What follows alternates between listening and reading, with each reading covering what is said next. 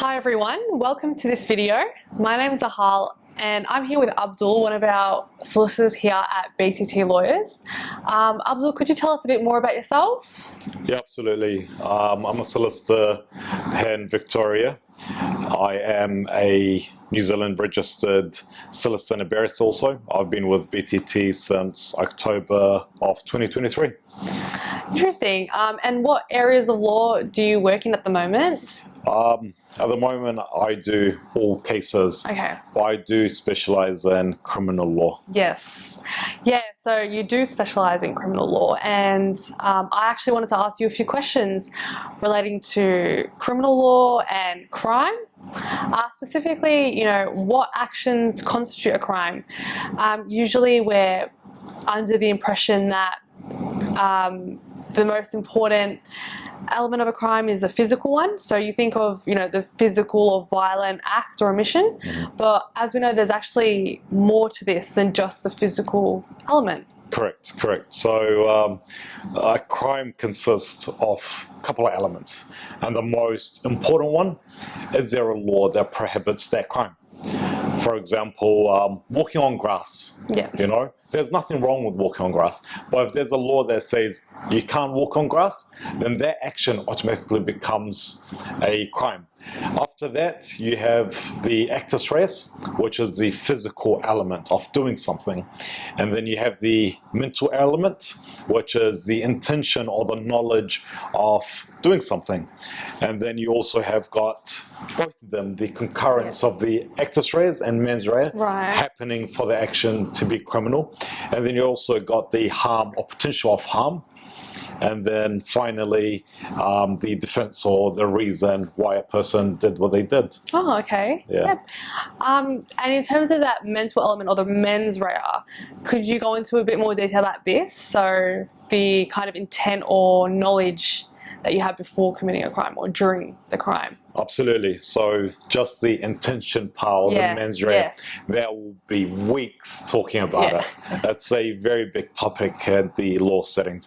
To prove a action has been done, there has to be an element of knowledge, intention, negligence, recklessness, and the list goes on. Right. So depending on the seriousness of the action and the intention, the crime punishment can be quite severe.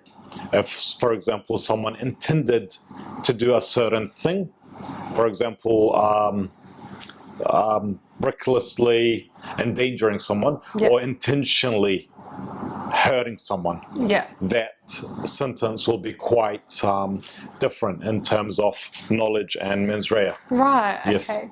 And as an example, in cases of thefts, so there isn't obviously just that physical part, there's also the mental part. Correct. So how would this kind of thinking or this intention and knowledge element of the crime work in a case of thefts?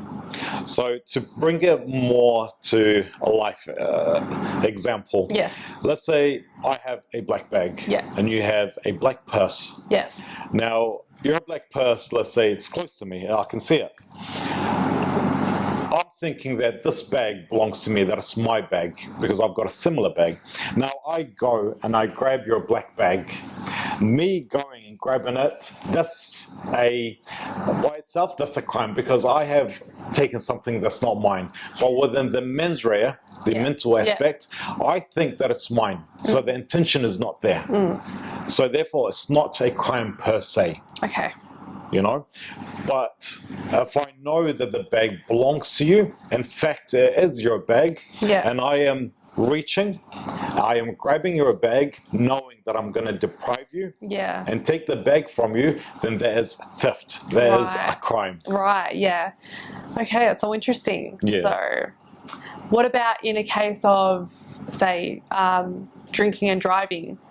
The intent in that case might not be as important on its own, but would this change where, a person has found to be drinking and driving and hurt somebody?